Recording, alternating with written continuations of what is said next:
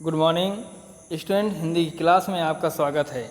आज हम लोग संधि के विषय में बात करेंगे कि संधि किसे कहते हैं या संधि की परिभाषा क्या होती है, फिर उसके उदाहरण, उसके प्रकार, ये सब सारी चीज़ें हैं।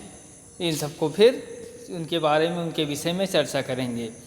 तो पहले मैं इसकी परिभाषा बता देता हूँ कि परः संधिकर्षा संहिता, संधि का सामान्य अर्थ है मेल या जोड़।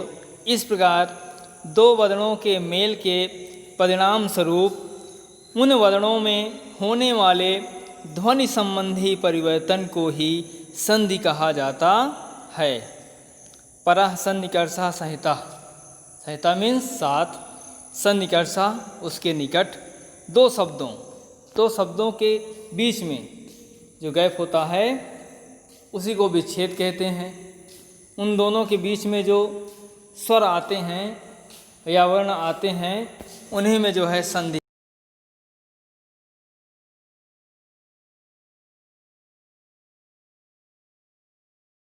जैसे कहा गया है कि विद्याधन आलय, विद्यालय, तो इसमें जो है एक पद ये हो गया और दूसरा पद ये हो गया।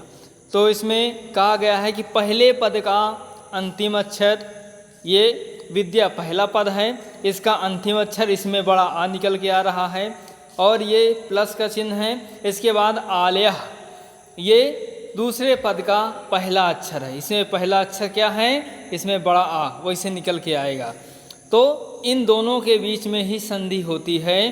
तो जब इन दोनों को जो है जोड़ेंगे, मिलाएंगे, तो यहाँ पे जो है क्या बनता है, विद्यालय हो जाता है। इन दोनों के बीच में ही संधि होती है, पहले पद का अंतिम अक्षर और दूसरे पद का पहले अक्षर में ही संधि होती है। इसी प्रकार इसमें भी है नदी धन ईसा, हिम धन आलय, इन दोनों में जो है ऐसे होते हैं। अब हम बात करते हैं संधि के प्रकार। संधि कितने प्रकार के होते हैं? पहला स्वर संधि, दूसरा व्यंजन संधि, तीसरा विसर्ग संधि। तो हमारे जो सिलेबस में है वो केवल स्वर संधि ही है और स्वर संधि में वृद्धि संधि को छोड़कर बाकी सभी संधियां हमें पढ़नी है।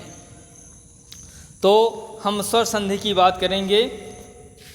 ये स्वर संधि किसे कहते हैं? स्वरों के साथ मेल होने पर उनमें जो ध्वनि संबंधी परिवर्तन होता है या होते हैं उसे स्वर संधि कहते हैं। फिर से बता देता हूँ, स्वर संधि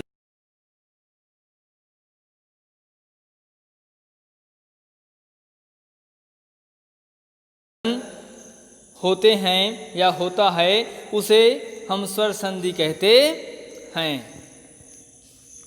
अब हम बात करेंगे स्वर संधि के प्रकार। स्वर संधि कितने प्रकार के होते हैं? ये है स्वर संधि के प्रकार। फिर स्वर संधि के निम्नलिखित भेद होते हैं। पहला दीर्घ संधि, दूसरा गुण संधि, तीसरा यण संधि, चौथा वृद्धि संधि, पांचवा अयादि संधि।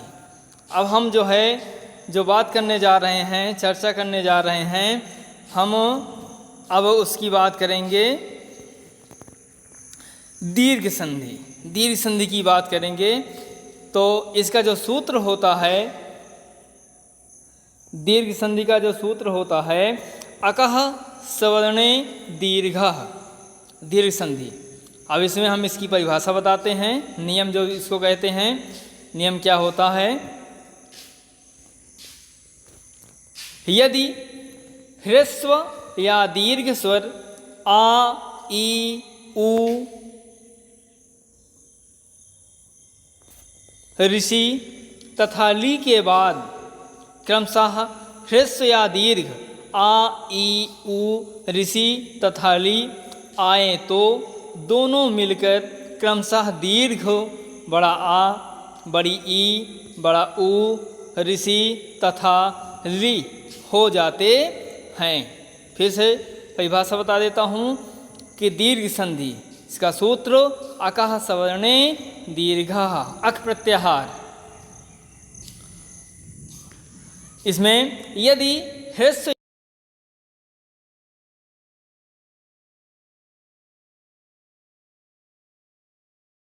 ह्रस्व या दीर्घ आ ई उ ऋषि तथा ली आए तो दोनों मिलकर क्रमशः दीर्घ आ बड़ा आ बड़ी ई बड़ा उ ऋषि तथा ली हो जाते हैं।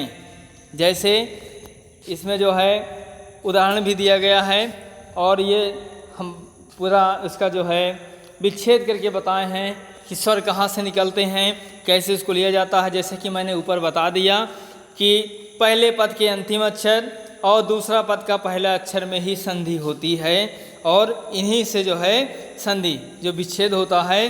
फिर संधि मतलब होता है जोड़ना, पहले तो विच्छेद किया जाता है उसके बाद फिर उसको जोड़ा जाता है। तो अभी ये विच्छेद है, इसके बाद जब हम इसको जोड़ेंगे स्वर को स्वर के साथ जोड़ेंगे तो यहाँ पे जो है ये संधि हो जाएगी।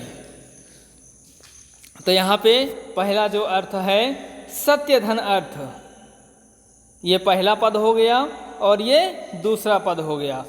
तो इसमें सत्य से जो है आ सत्य आ रहा है तो इसमें से हम छोटा आ ले लेंगे और प्लस अर्थ, अर्थ में जो है इसमें से भी जो ये आ है इसको सेम ऐसे यहाँ पे रख लेंगे।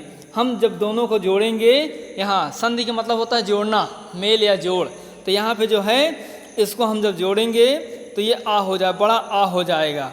तो इसी आ को जो है जब हम इसमें से स्वर निकाल लेंगे तो ये स्वर जो है इसमें ये अब ये आधा हो गया, इसका कोई मतलब नहीं होता है।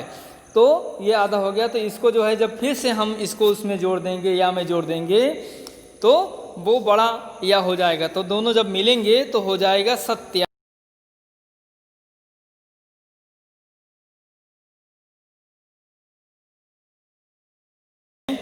जो जब तक हम स्वरों की सहायता नहीं लेते हैं तब तक हम उनका उच्चारण नहीं कर सकते हैं।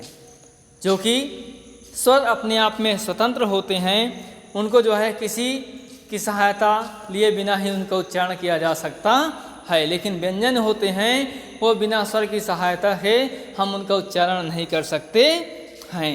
तो अगर हम किसी भी व्यंजन वर्ण से अगर हम स्वर निकाल देते हैं तो उसका कोई महत्व तो नहीं रह जाता, कोई मतलब नहीं रह जाता है। इसलिए जो है वहाँ पे यह व्यंजन में जो है स्वर का सबसे अधिक महत्व होता है और जो स्वर होते हैं वो अपने आप में स्वतंत्र होते हैं, उन्हें उच्चारण करते समय किसी की सहायता नहीं लेनी पड़ती है। तो यहाँ पे जो है हम अब बात करेंगे, ये इतने उदाहरण हैं। इस प्रकार एक ये है मत धन अनुसारम, तो इसलिए पहला पद ये दूसरा पद, पहले पद का अंतिम अक्षर से हम ये ता है तो इसमें से आ निकाल लिए तो आधा ता बचा। इसके बाद अनुसारम में जो है ये आ है, इसको सेम ऐसे ही उतार लेंगे। तो जब दोनों को जोड़ेंगे तो इसमें जो है बड़ा आ बनेगा। तो अब यही बड़ा आ जो है हम ता में कर देंगे तो ये बड़ा ता हो जाएगा। तो स्वर इसमें मिल गया तो बड़ा ता हो गया। अब इसका महत्व है, इसका उच्चारण कर सकते हैं, लेकिन जब इसमें से स्वर निकल जाता है तो इसका कोई उच्चारण कोई महत्व नहीं रहता है। तो अब हम इसका जो है अब हम जब इसको संधि करेंगे, संधि जोड़ेंगे तो हो जाएगा मतानुसारम। ये इसी प्रकार जो है ये इतने उदाहरण दिए गए हैं। इसको जो है आप लोगों को रिवीजन करना है और अगर